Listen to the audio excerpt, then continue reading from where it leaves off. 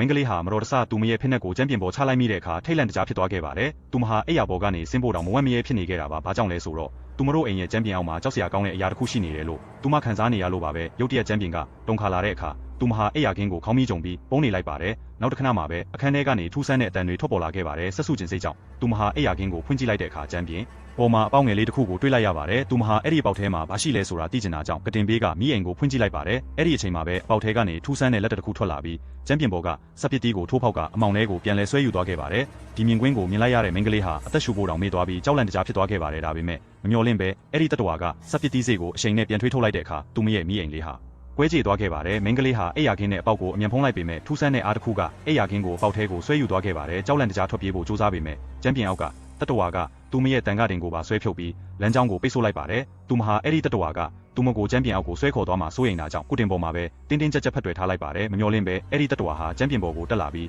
သူမရဲ့ကုတင်ကိုပါအမြင့်ကြီးမြောက်တင်လိုက်ပါတယ်ကံကောင်းတာကမင်္ဂလေးဟာဘာတန်မှမထွက်အောင်အိယာခင်းကိုကိုက်ထားနိုင်ခဲ့လို့အဲ့ဒီတတဝါရဲ့တတိထားမှုကိုမခံခဲ့ရပါဘူးခဏကြာမှာတော့အဲ့ဒီတတဝါဟာမြေအောက်ကိုပြန်လဲဆင်းသွားခဲ့ပါတယ်ပင်ပန်းနွမ်းနယ်နေတဲ့မင်္ဂလေးဟာအဲ့ဒီမှာတင်အိပ်ပျော်သွားခဲ့ပါတယ်နောက်တနေ့မနက်မှာနိုးလာတဲ့အခါသူမဟာအံ့ဝသွားခဲ့ပါတယ်အခန်းထဲကပစ္စည်းတွေအားလုံးဟာဘာမှမဖြစ်ခဲ့သလိုမူလအတိုင်းပြန်ဖြစ်နေလို့ပါပဲဒါဟာမနေ့ညကမြင်ခဲ့တာတွေကအိမ်မက်တစ်ခုကိုပဲသူမထင်မှတ်သွားခဲ့ပါတယ်ဒါပေမဲ့သူမဟာသတိထားပြီးမိဘတွေရဲ့အခန်းထဲကိုတွားကြည့်လိုက်ပါတယ်အဲ့ဒီမှာတော့မိဘတွေမရှိတော့ပဲအခန်းထဲမှာလည်းပစ္စည်းတွေအားလုံးပျက်စီးနေတာကိုတွေ့လိုက်ရပါတယ်မနေ့ညကဖြစ်ရက်ကိုပြန်စဉ်းစားပြီးသူမရဲ့မိဘတွေကိုအဲ့ဒီတတဝါကစားပစ်လိုက်ပြီလို့သူမယူဆသွားခဲ့ပါတယ်မိဘတွေအတွက်ကူညီပေးနိုင်မဲ့သူကိုရှာဖွေဖို့သူမဆုံးဖြတ်လိုက်ပြီးသူမရဲ့စုထားတဲ့ငွေတွေအားလုံးကိုယူကာပကြီးဘလို့ခေါ်တဲ့လူတစ်ယောက်စီကိုတွားရောက်အကူအညီတောင်းခံခဲ့ပါတယ်မင်္ဂလေးရဲ့တနာစရာကောင်းတဲ့အခြေအနေကြောင့်ပကြီးဘဟာကူညီဖို့သဘောတူလိုက်ပါတယ်သူတို့နှစ်ယောက်ဟာအိမ်ကိုပြန်ရောက်လာတဲ့အခါပကြီးဘကအိမ်ထဲမှာကြီးစံခုံတစ်ခုကိုတွေ့ရှိခဲ့ပါတယ်မင်္ဂလေးရဲ့မိဘတွေဟာတတဝါဆိုးစားတာကိုခံရတာမဟုတ်ပဲလူသက်သမားတွေရဲ့လက်ချက်နဲ့တေဆုံးခဲ့တာဖြစ်တယ်ဆိုတာသူသိလိုက်ပါတယ်အဲ့ဒီလူသက်သမားတွေဟာသူ့ကိုရှာဖွေရင်းမာယွင်းပြီးမင်္ဂလေးရဲ့မိဘတွေကိုတမိခဲ့တာဖြစ်ပါတယ်ပကြီးဘဟာ